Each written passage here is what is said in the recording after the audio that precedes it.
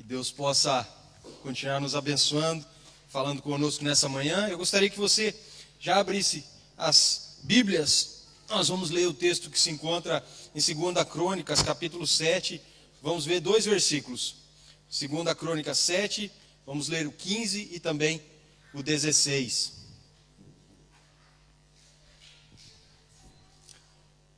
E as crianças já podem sair para o culto infantil, juntamente com as professoras. Quase esqueci, hein?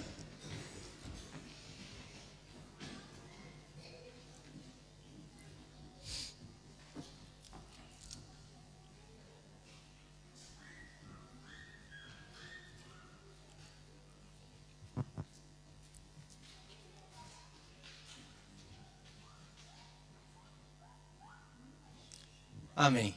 2 Crônicas 7,15, a palavra diz assim: estarão abertos os meus olhos e atentos os meus ouvidos à oração que se fizer neste lugar. E o 16, porque escolhi e santifiquei esta casa, para que nela esteja o meu nome perpetuamente. Nela estarão fixos os meus olhos e o meu coração todos os dias. Amém? Eu vou ler de novo. Algumas pessoas estavam distraídas. E a leitura da Bíblia é uma das principais partes do culto. Se a gente não prestar atenção naquilo que nós estamos lendo da palavra do Senhor, nós andamos aqui não cumprindo aquilo que Deus pede de nós e também não entregando o nosso culto na sua totalidade. 2 Crônicas 7, 15, 16. Estarão abertos os meus olhos e atentos os meus ouvidos à oração que se fizer nesse lugar. Porque escolhi e santifiquei esta casa, para que nela esteja o meu nome perpetuamente. Nela estarão fixos os meus olhos e o meu coração todos os dias. Vamos orar? Paizinho, no nome de Jesus, nós queremos pedir que o Senhor fale conosco de uma forma poderosa. Nós vimos no texto que o Senhor está atento, Pai.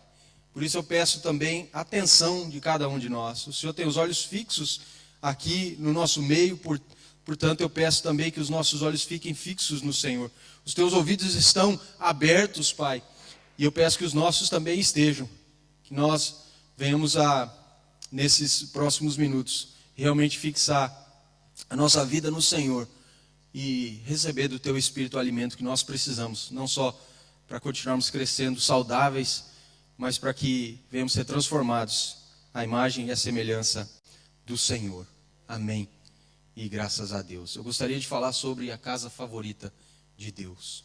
Casa favorita de Deus. E nós terminamos esse período de louvor cantando uma música que nós viemos aqui para adorar ao Senhor. Nós viemos aqui para exaltar o Senhor. E esse texto tem tudo a ver com exaltação, com adoração.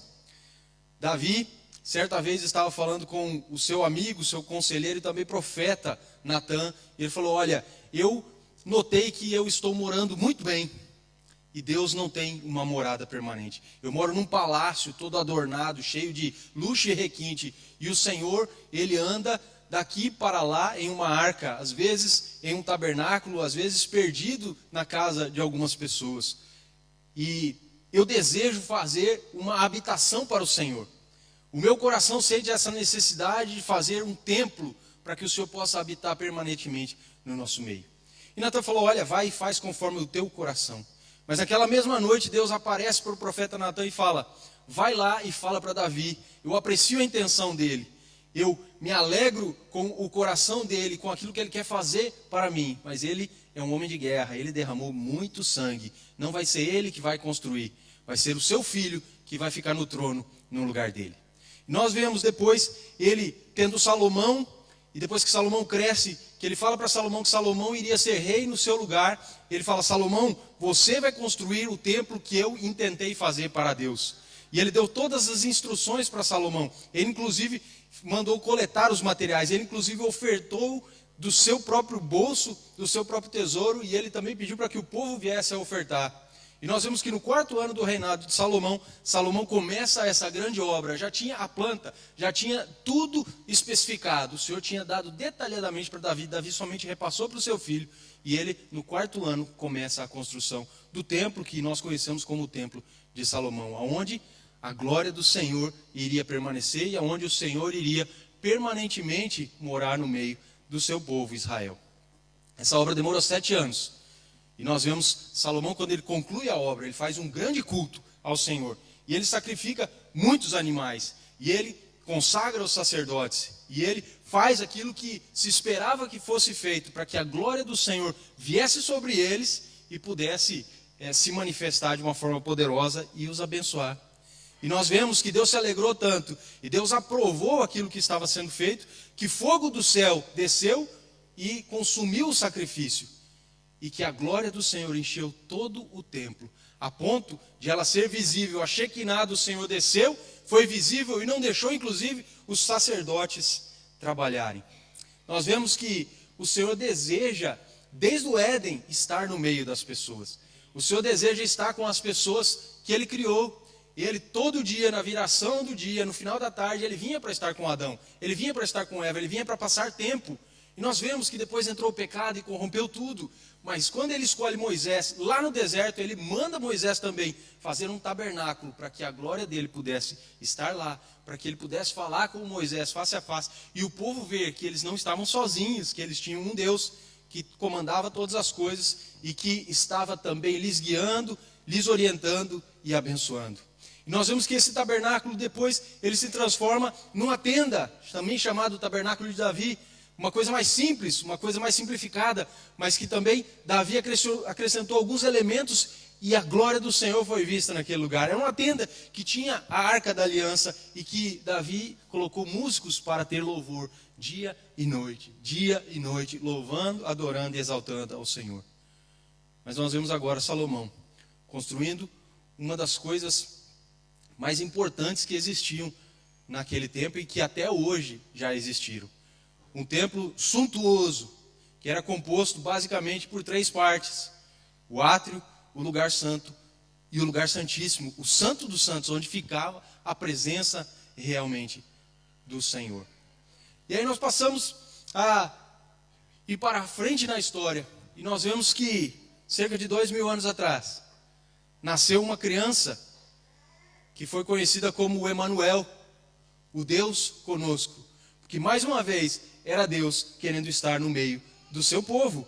Nós vemos que ele vinha no Éden, nós vemos que ele vinha no santuário, nós vemos que ele vinha no templo, mas nós também vimos que Jesus veio para estar caminhando entre o seu povo. João capítulo 1 fala que o verbo se fez carne e tabernaculou entre nós. Era aquele tabernáculo que andava no meio das pessoas. A presença do Senhor agora estava corpórea no meio dos humanos. Mas olha que interessante. Nós vemos que Jesus morreu, Jesus ressuscitou, e depois de ressuscitado, ele aparece para os seus discípulos para continuar suas instruções. E ele fala: eu vou para o Pai, mas eu não vou deixar vocês órfãos, fiquem tranquilos, porque eu vou enviar o Consolador. Se eu não for, o Consolador não vem. O Espírito Santo da verdade, aquele que vai guiar vocês e vai ajudar vocês em todos os processos que vocês necessitam. E aí nós vemos uma revelação tremenda da parte de Deus, que agora o templo já não está entre os homens, nem andando entre os homens. O templo agora somos nós, e nós temos a presença do Senhor em nós. Antes a presença estava entre nós, agora a presença está em nós. Antes nós vimos a presença do Senhor entre as pessoas, agora a presença do Senhor, ela está dentro das pessoas. Porque, segundo a Bíblia, nós vemos que nós somos o templo do Espírito Santo. Todos aqueles que olham para Jesus, que entendem o sacrifício da cruz, que se entregam ao Senhor, que veem a cruz e se identificam com a cruz e entendem que são pecadores e se arrependem desse pecado e clamam pelo sangue, recebem o perdão e entregam-se ao Senhor, sendo Ele, então, nas suas vidas, Senhor e Salvador, passam a ser templo do Espírito Santo. Agora nós temos uma mudança de relacionamento. Agora nós temos uma mudança na dinâmica desse relacionamento. É Deus que está em nós, não mais entre nós. Ele está dentro, ou melhor, Ele está dentro de cada um dos seus seguidores. 1 Coríntios 6, verso 19, Paulo afirma que nós somos o templo do seu Espírito, portanto nós somos a morada permanente do Senhor na terra. E olha que interessante, antes a glória dele vinha e ia, vinha e ia. Salomão, ele entendia também essa dinâmica, a ponto de ele, na sua oração, dizer: essa casa, por melhor que ela seja, por mais bonita que ela seja, por mais suntuosa que ela seja, por mais chique que ela seja, ou rica que ela seja, não poderá conter toda a plenitude do Senhor. Quando ele pede para o rei Irão ajuda para transportar as madeiras para poder fazer esse templo, ele fala: eu sei que eu vou construir uma coisa bonita, mas mesmo assim não vai conseguir conter a presença plena do Senhor. Aí a gente olha para nós, simples vasos de barro, que tem esse tesouro magnífico dentro de cada um de nós. O Deus Criador dos céus e da terra escolheu habitar em cada coração que o busca em fé e se entrega em espírito e em verdade. 1 Coríntios 3,16, nós vemos o mesmo apóstolo Paulo, não agora empregando essa analogia do templo, mas fazendo algo parecido, empregando a analogia do santuário. E ele fala que nós somos santuário de Deus. Não só um lugar, mas também um lugar santo. E quando ele fala santuário, ele usa a palavra grega naos, que não significa a totalidade do templo ou lá do tabernáculo, mas aquele lugar em que a arca estava, o lugar santíssimo, o santo dos santos. Ou seja, nós não somos uma casa simples, nós não somos um templo simples, nós não somos uma morada simples. Nós somos aquele lugarzinho especial lá dentro do templo do Senhor, que contém a presença santíssima dele. Nós somos o santo dos santos.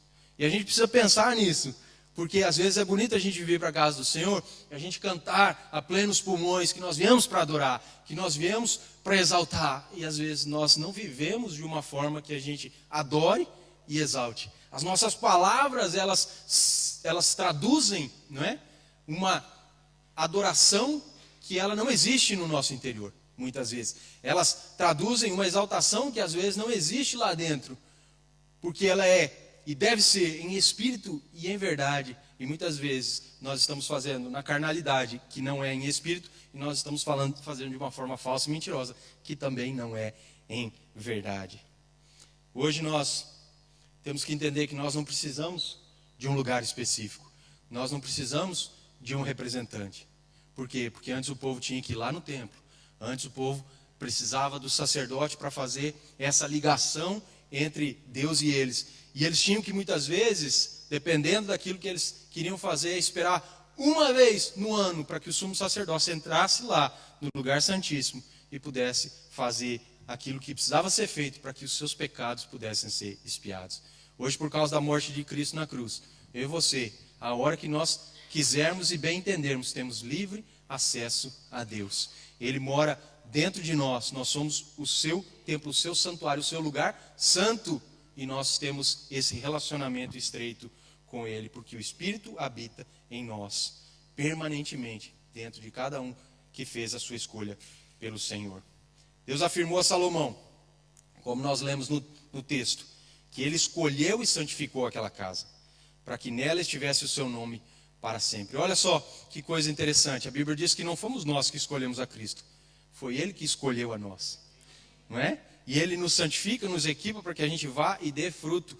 Mas quando o Senhor faz o chamado dos 12, e eu preguei isso aqui algumas semanas atrás, Ele os escolhe para si, para estarem primeiramente consigo, para que pudessem aprender dEle, para que pudessem serem ensinados por Ele, para que pudessem ganhar maturidade, pudessem ser santificados, pudessem ser transformados à imagem e semelhança do próprio Mestre.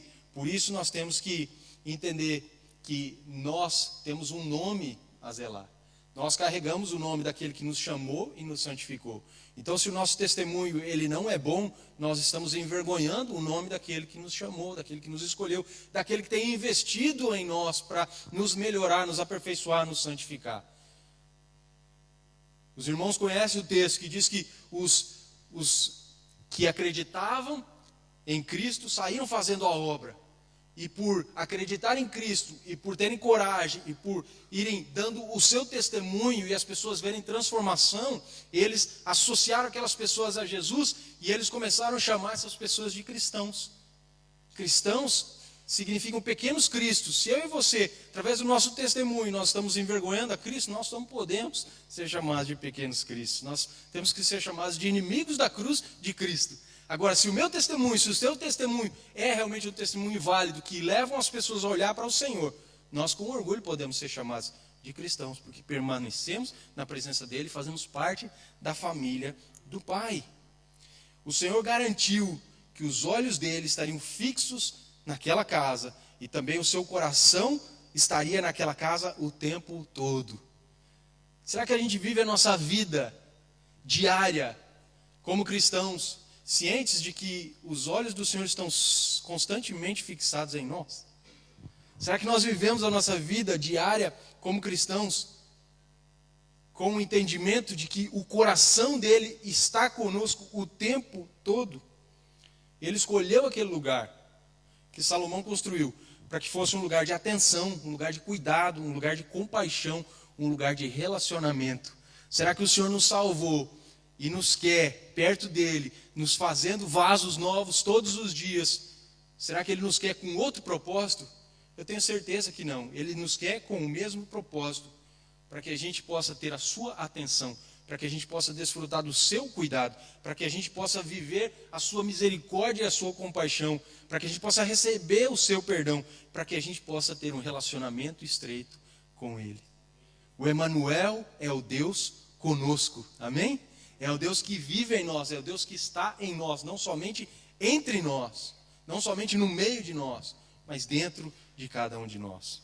Portanto, a adoração autêntica, ela envolve mudança de interior, ela envolve mudança de prioridades, não é? Nós viemos para adorar, mas nós adoramos durante toda a semana. Nós viemos para exaltar, mas nós exaltamos durante toda a semana. Em todos os momentos, em todos os minutos, a cada respirar, com todo o nosso fôlego, com todas as nossas forças, porque o Senhor, ele busca adoradores que o adorem em espírito e em verdade, dando tudo de si, porque ele deu tudo de si para nós.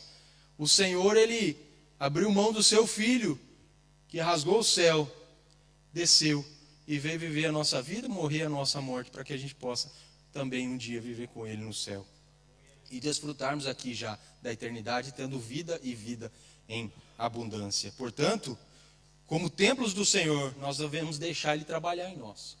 Nós devemos deixar ele nos mudar para que a gente seja digno da sua presença. Para que a gente possa agradar a ele o tempo todo. Quando você muda para uma casa nova, o que você faz? A primeira coisa que você faz nessa casa, o que é? Oh, vocês estão espirituais, hein?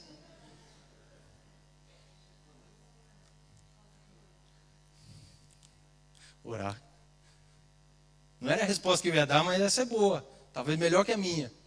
Né? Eu acho que vocês já estariam orando antes de entrar para a casa nova. Mas amém por isso. A gente geralmente não limpa a casa? Ou você vai simplesmente chegar lá e morar do jeito que está a casa? Por mais limpinha que ela já esteja, você vai limpar, não vai? Vai fazer uma faxina. Vai colocar as coisas do seu jeito. Vai organizar do jeito que você mais gosta. Aqueles que são muito freaks por limpeza, às vezes fazem isso no quarto do hotel. Chegam lá e dão uma mexida no quarto do hotel, né? Porque talvez não esteja tão limpo quanto eles gostariam que estivesse. O Senhor, quando ele vem morar em nós, ele começa também a limpeza. Ele começa a mudar aquilo que não está certo, aquilo que não agrada, aquilo que ele não está contente, aquilo que precisa ser mudado. Com certeza ele vai mudar, ele não vai deixar de trabalhar, não é? Porque ele se preocupa conosco, ele sabe que nós podemos ser melhor do que nós já somos, mas também porque aonde ele está tem que ser um local de limpeza, de pureza, de santidade, porque ele não reparte a sua glória com outro, ou com outrem, como diz a Bíblia. O Senhor não vai ficar meio ele, meio outras coisas, meio ele, meio os ídolos, meio ele, meio o mundanismo, meio ele e meio outras crenças. O Senhor vai querer a casa inteira, e essa casa inteira vai precisar ser adornada para conter a sua presença. Então ele tem que trabalhar em nós para que nós sejamos dignos da sua presença. Efésios 2, 21 vai dizer que nós estamos sendo edificados para a morada de Deus em espírito. Edificação nos mostra que é um processo contínuo. Diferente desses prédios, né, que nós vemos aí sendo construídos em Jersey, que eles começam Demora bastante aqui em Jersey, né? Como demora para construir prédio aqui em Jersey? Parece que eles vão fazendo a coisa, né, a conta gotas. Mas um dia fica pronto. Nós só estaremos prontos no dia da glorificação. Nós só estaremos, né, finalizados o dia que Jesus voltar para nos buscar. E aí nós receberemos corpos como o dele e vamos morar com ele por toda a eternidade. Até lá nós estamos sempre em construção. Nós estamos sempre sendo trabalhados. Nós estamos sempre recebendo dele para melhorarmos, para nos conformarmos com o padrão do céu. Portanto, deixa o oleiro trabalhar. Deixa o oleiro trabalhar. Não trave o trabalho do oleiro. Afinal, o barro não consegue falar para aquele que está trabalhando nele: olha, o que você está fazendo, meu amigo? Não é desse jeito. Não pega por aí, não toca por aí, não faz isso. Eu estou ficando mais ou menos, está bom, continua. Não. O oleiro é que sabe se o trabalho está bom, se está mal, se está mais ou menos. E a Bíblia diz que quando ele começa a fazer um vaso e ele vê que não está bom, ele não remenda, ele destrói e ele refaz, até ficar excelente, de acordo com o seu padrão. Então deixa ele trabalhar de acordo com a sua vontade, deixa ele te formar, deixa ele te reformar, deixa ele te desmanchar, deixa ele te moldar, deixa ele te refazer, deixa ele te aperfeiçoar, para que você seja santuário da morada de Deus em espírito. Somente assim você vai crescer individualmente. E somente assim a igreja cresce coletivamente. Gente, uma equipe formada por meia-bocas vai ser sempre uma equipe meia-boca. Uma equipe jogada ou formada por jogadores mais ou menos vai ser sempre uma equipe mais ou menos. Uma equipe formada por jogadores ruins vai ser uma equipe ruim. Não vai ganhar nada, ainda vai cair de divisões. E geralmente quando a equipe só tem jogador ruim, a diretoria também é ruim, o treinador também é ruim. Quando é tudo mais ou menos, é tudo mais ou menos. O Senhor quer que nós sejamos perfeitos como Ele é perfeito. Se o nosso cabeça é perfeito, Ele vai querer que eu e você também sejamos perfeitos, para poder fazer parte da sua equipe, da sua família. Então, Ele vai nos ajudando a melhorar individualmente, para que a sua igreja se fortaleça coletivamente. Amém? Faz sentido?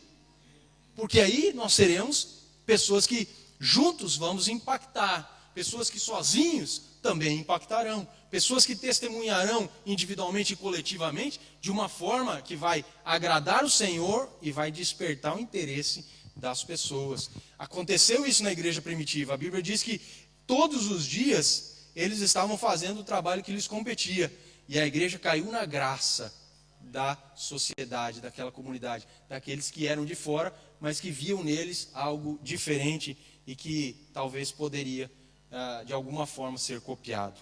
Somente assim nós cresceremos bem ajustados para santo templo do Senhor. Somente assim nós cresceremos bem ajustados para santo templo do Senhor. Ajustados, ajustados, ajustados, ajustados. Nós fazemos parte de uma família. Se não houver união, vai haver discordância. E quando há discordância, eventualmente há brigas e há separação. E aí nós não estaremos ajuntados. A adoração, ela precisa ser em espírito e ela precisa ser em verdade. Ela já não é dependente de um lugar. Ela agora é uma postura. Quando Jesus ele encontra a samaritana, ele quebra muitos paradigmas ali. Em primeiro lugar, ele conversa com uma mulher. Em segundo lugar, ele conversa com uma mulher samaritana. E em terceiro lugar, ele mostra para ela que não dependia mais de um local para se adorar a Deus. Ela fala: é aqui nesse monte onde o poço estava localizado, ou é lá em Jerusalém que se adora? E aí Jesus falou: nem aqui e nem lá. Porque agora a adoração é uma postura. Ela é em espírito, ela é em verdade. Ela não depende mais de um local. Você não adora somente aqui na Missão Cristã Portuguesa, às quintas e também aos domingos. Você não adora somente lá no seu lar de paz, às terças ou às quartas-feiras, ou no dia que você está fazendo. Você adora em espírito e em verdade. Você adora na sua cama, no seu sofá, no seu trabalho. Você adora tomando café, você adora quando você está aqui, você adora quando você está com as pessoas, você adora no seu tempo de folga. Você agora é um adorador que não depende do local, mas que depende da sua postura para alcançar o coração de Deus. Mas eu queria chamar a atenção para uma situação bastante perigosa e bastante séria, que é o perigo da secularização do templo. O perigo da secularização do templo. Cuidado. Marcos 11:11 diz que Jesus entra em Jerusalém e se dirige para o templo. E ele observa tudo à sua volta.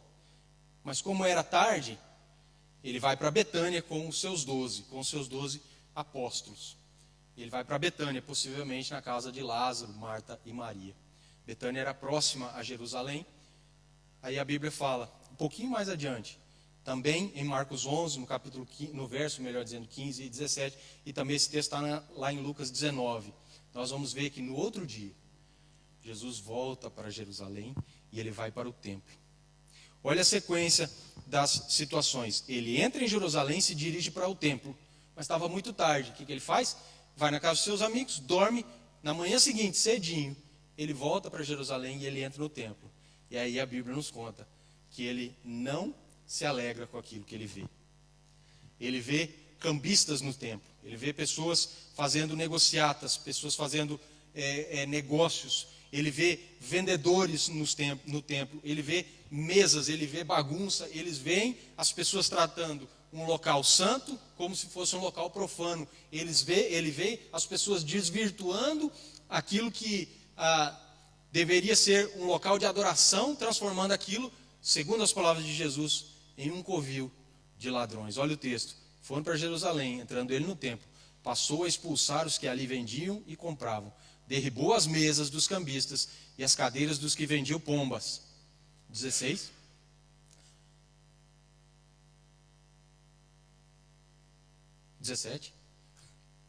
Também ensinava e dizia: a minha casa será casa de oração para todas as nações, vós, porém, a tendes transformado em covil de salteadores, ou covil de ladrões, como diz outra tradução. Então nós vemos que aquelas pessoas haviam transformado o templo, que já não era o de Salomão, porque já tinha sido destruído, mas foi reconstruído por Esdras, e era um pouquinho diferente agora o jeito que eles adoravam e sacrificavam lá, mas a finalidade era a mesma: encontrar Deus naquele lugar e poder ter uma comunhão com Deus.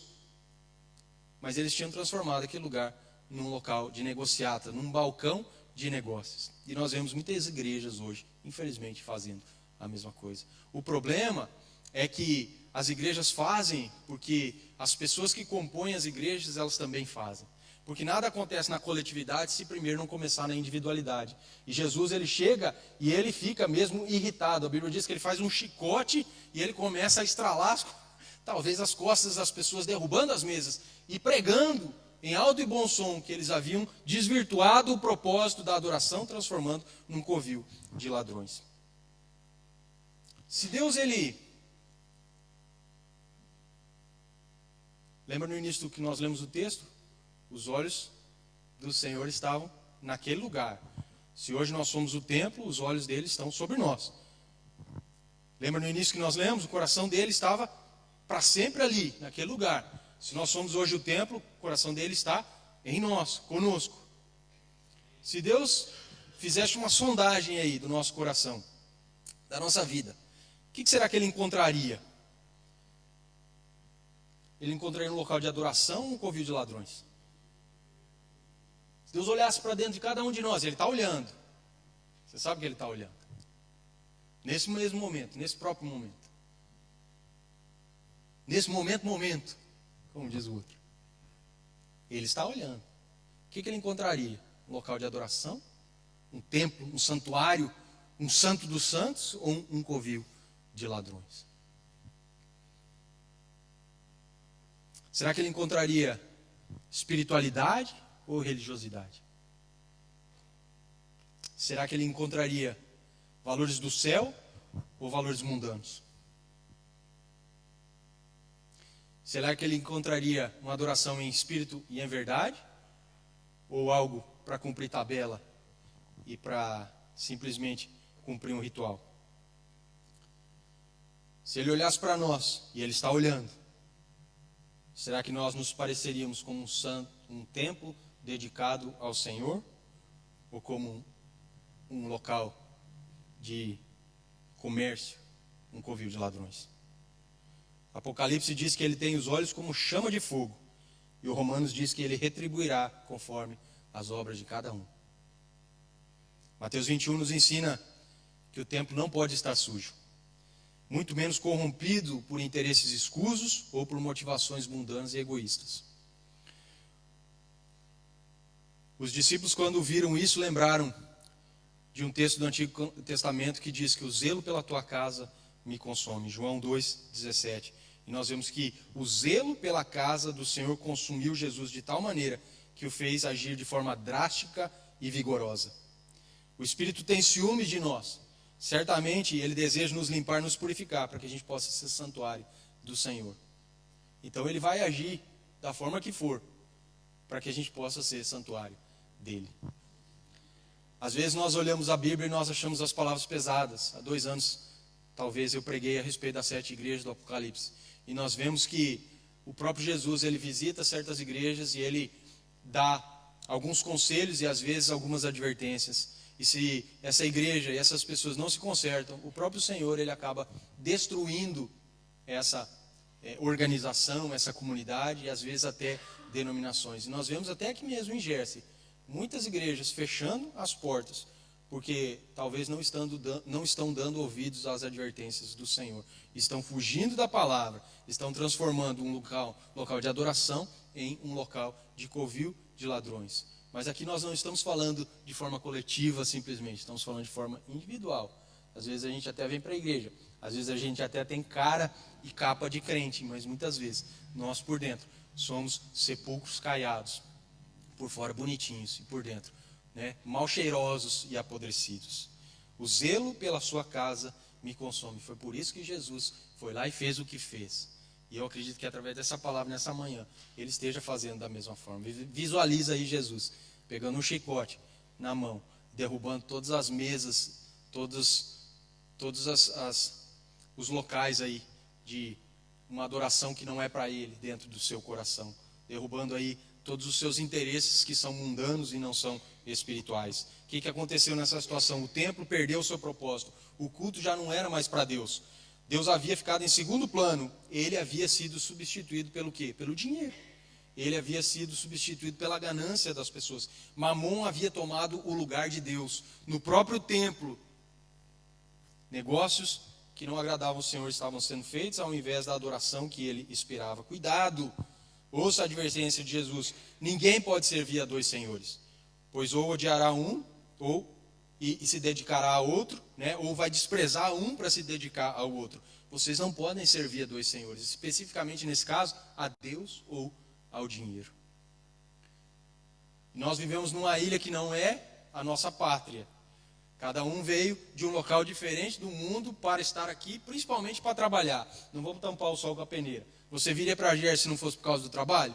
Dificilmente. Você viria para Jersey se não fosse para ter uma vida melhor e talvez ganhar um pouco mais do que você ganharia no seu país, na sua cidade? Dificilmente.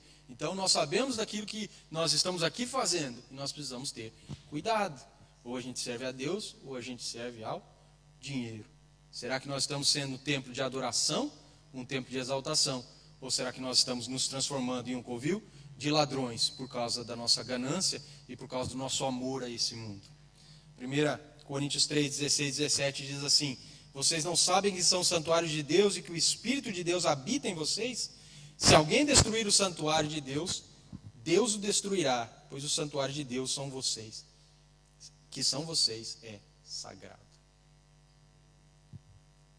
E às vezes somos nós que destruímos aquilo que Deus deseja construir. Nós somos o santuário de Deus, o santo dos santos. Mas às vezes nós destruímos por causa da nossa falta de atenção e da nossa falta de santidade e compromisso. E se nós destruirmos aquilo que Deus deseja que seja dele, Ele mesmo nos destruirá. Pois o santuário de Deus, que são vocês, é sagrado.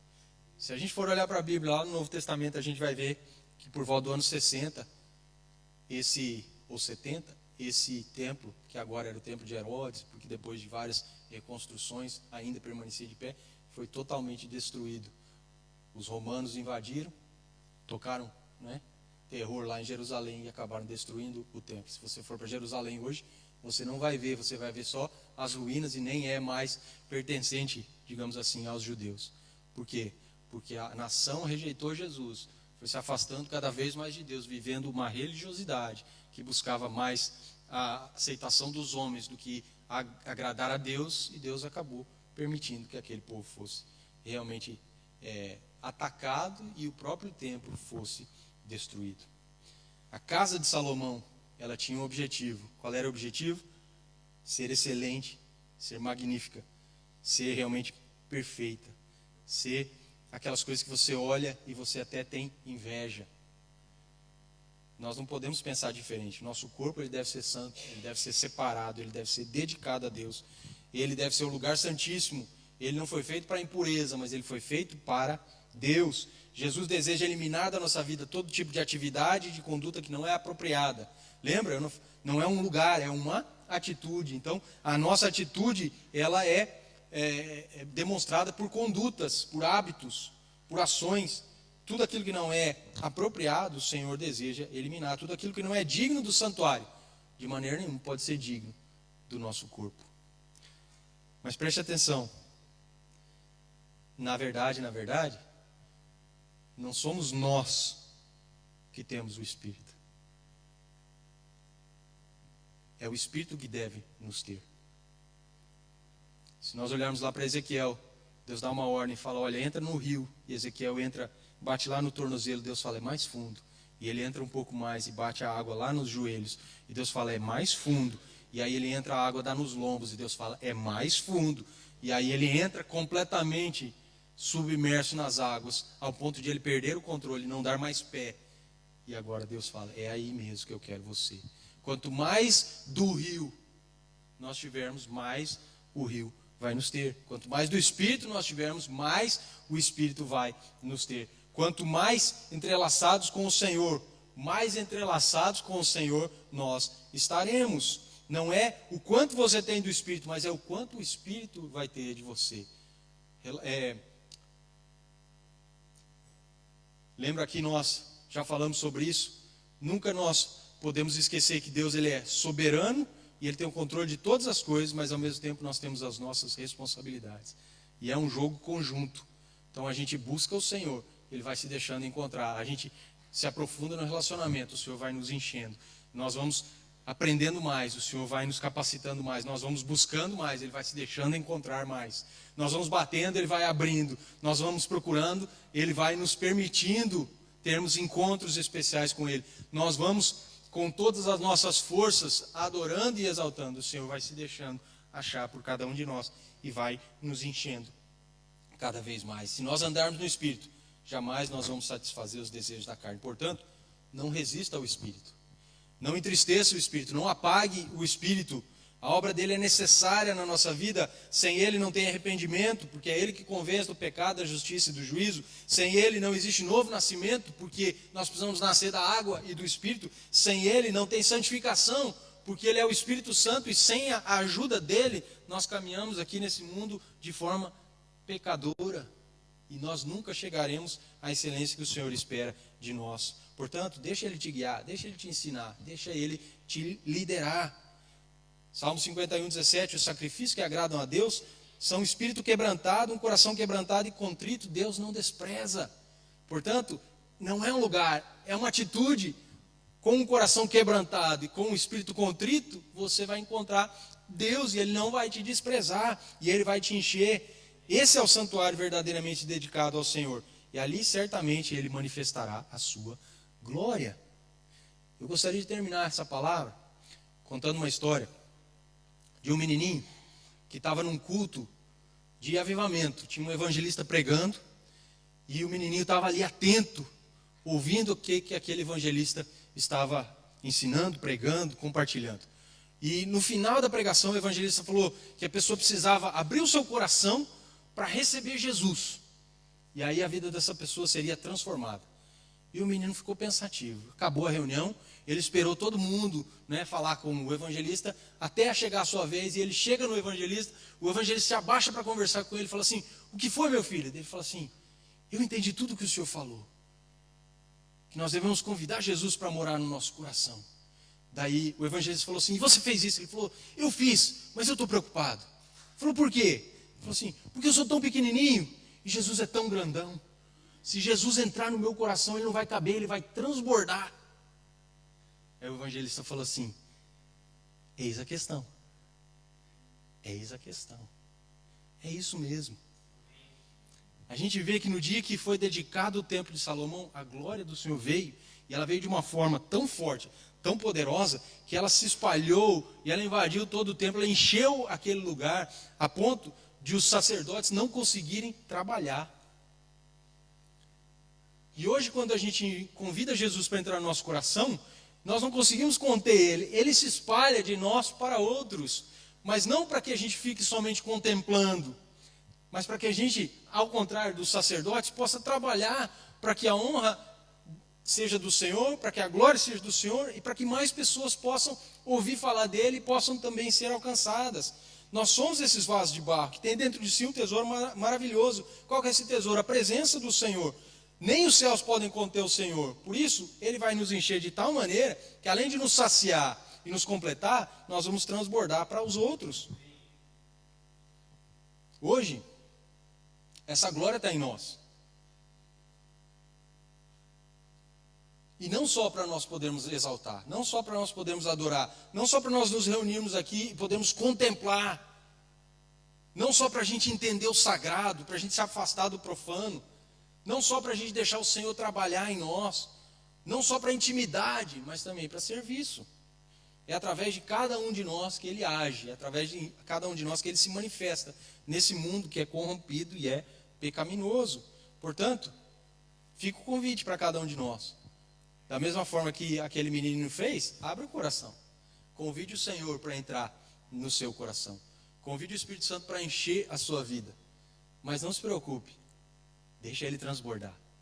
Deixa ele jorrar de você para outros. A Bíblia mesmo diz, Jesus ensina para a própria samaritana, né? Aquele que bebe a água que eu tenho para dar, vai jorrar essa água para a vida eterna. Nunca mais vai ter a sede e ainda vai ser responsável por compartilhar essa água com outras pessoas, para que elas possam também ser salvas. Faça isso, viva de um modo digno do Evangelho de Cristo. E dessa forma, seja o santo dos santos, seja a casa favorita do Senhor. Vamos ficar de pé?